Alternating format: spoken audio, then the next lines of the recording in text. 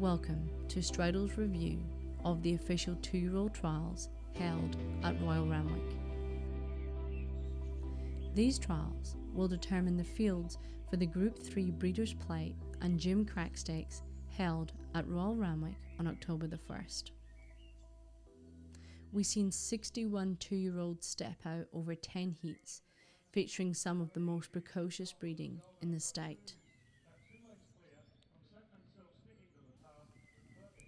Leading breeding operation at Newgate Stud Farm sired 25% of the card, plus 15% being Newgate graduates, with their stallions winning the fastest colts and fillies heats of the morning.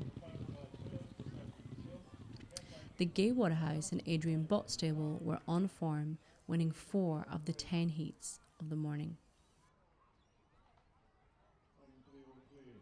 However, popular training duo Rob and Luke Price were welcomed returnees to these early 2-year-old trials.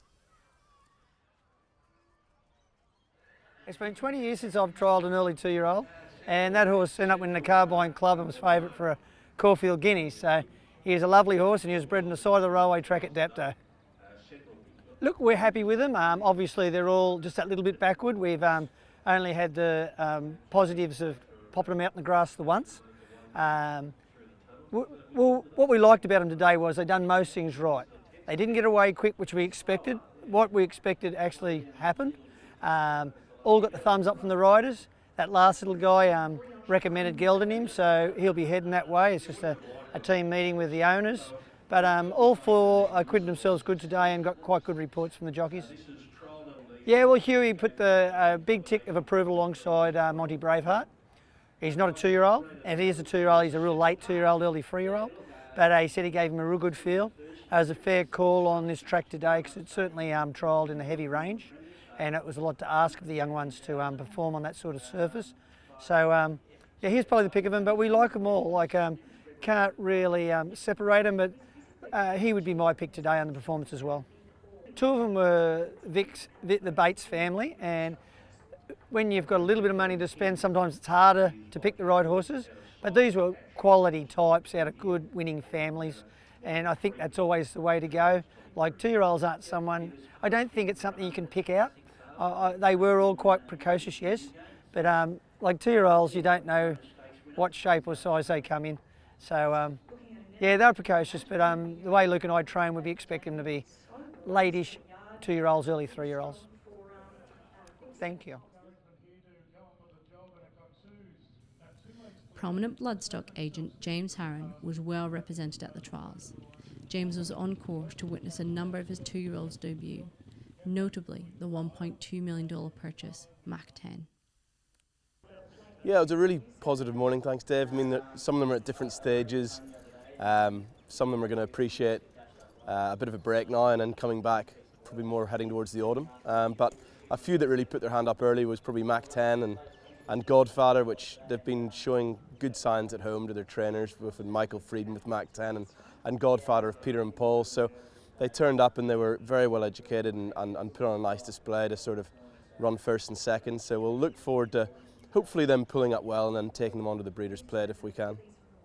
Look, they're bred to be quite precocious horses, and they're bred to be, you know, on-speed type, sprinting types. So to see them do that and be true to type and true to their pedigree is obviously a really good sign. And yeah, there've been some really good displays here this morning. It's a very important couple of weeks ahead to see how they come out of it, which ones go home and thrive, and which ones go home and say, you know, it's not just ready for this just yet. So that's a really important part of the whole puzzle. And yeah, we keep everything crossed and get very nervous when the trainers call it funny times of the day. Let's watch a replay here of the 3rd trial. They're in 51.97. Established Group 1 winning syndicator Darby Racing were present to watch their 4 2-year-olds trial under the care of Bjorn Baker and Gary Patelli. Racing manager Lauren Wadsworth gave us a rundown on their morning. Yeah, by this stage in the piece, we've obviously had them in and out of the stable system a couple of times, and they've had their jump outs. We had a little idea that a couple were going to go really well today. Of course, this track's been quite hard to make up ground on. Soft conditions out there, it's a big experience for them.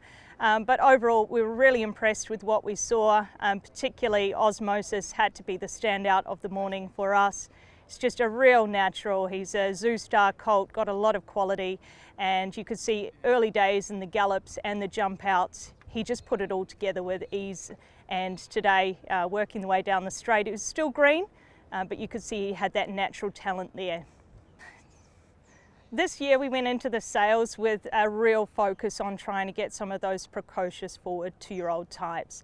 I know at Magic Millions that's always everyone's focus, and as a result it really pushes up the prices. Anything that looks fast and early goes for a lot of money, generally speaking, but you'll still find a few that slip through the cracks. Maybe they're not as sexy on pedigree, and that's where Scott Darby and the team have always done an excellent job of being able to find that little diamond in the rough. And part of that process, if you can have them out early, just demonstrating to the owners that they've got something there to look forward to, it really kicks off their experience in a positive way. We had people out here this morning, you know, they're secretly all hoping that they're going to see a champion unleash on the track, and we got to see glimpses of that ability. It's still a little bit raw, but just even knowing that they've got a ticket in the races early on, something to look forward to in the upcoming season, is a big deal for many of our owners.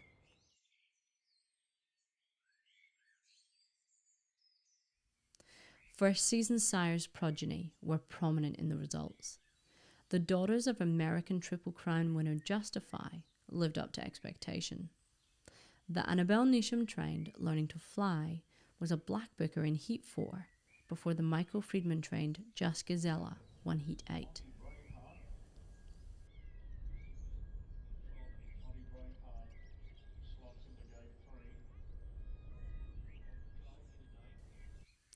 Widden Stud's first season sires Trapeze Artist and Written By also had exciting progeny. Matt Comerford, who manages nominations, sales and client relations for Widden, discusses the morning. Yeah, look, Trapeze was incredibly well represented with the 4 runners, and to have all 4 of them obviously finish in the top 3 is a great testament to the horse going forward. We've seen obviously Gary Portelli's in the early trial win, and then we had Gerald Ryan's Snatch Wiley run 2nd, Sky Castle 2nd, and then the Peter and Paul Snowdens run 3rd in the last trial there. So exciting times for the stallion. Obviously it's early in the season, but to see 4 runners by him today was probably really encouraging going forward, and the faith and belief that we have in the stallion overall. Yeah, look, I was really encouraged. I spoke to Adrian Bott prior to the jump out, and he said exactly what the horse did. Not many horses made any ground from behind, and I think he probably closed the best in that last trial, and it's a fair bit of cut in the track, but you even see what he did 100 metres past the post. He ambled up against the tearaway leader in that final trial, and we've obviously seen the Lee Friedman trial winner in Queensland. Trenton Natalie had a jump out trial winner at Cranbourne there. So obviously again they're precocious like the sire was. Written By is a pre-Christmas 2-year-old, and we expect them to be turning up, and that's exactly what we've seen again today.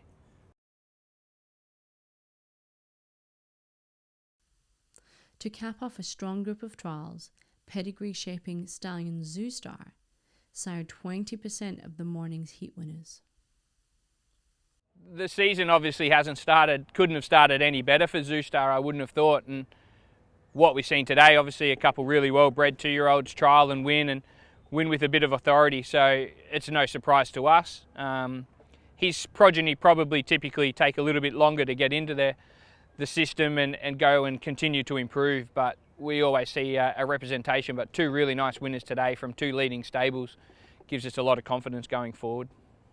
Written By was full probably a couple months ago, just on the obviously sale results that we've seen from the stallion, and Trapeze, a stallion who can cover a few more, he's getting up around the 180 number now, so there's limited spots available in him.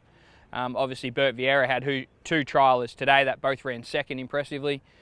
He's a big supporter of the stallion and continues to this year, but we're seeing a lot of support for both stallions from outside breeders, those connected with the trainers that have paid a lot of money for the progeny, and hopefully, fingers crossed, today's a real testament going forward for both stallions and what we're going to see in the coming weeks in those early 2-year-old races.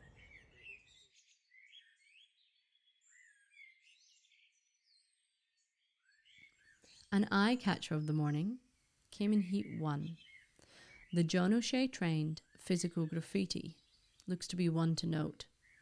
The well-held trialer and son of Russian Revolution made easy work of the fastest colt heat of the morning. Bred by Kitchwin Hills, he was purchased for $130,000 and is raced with Carl Holt, Max Whitby and Connections.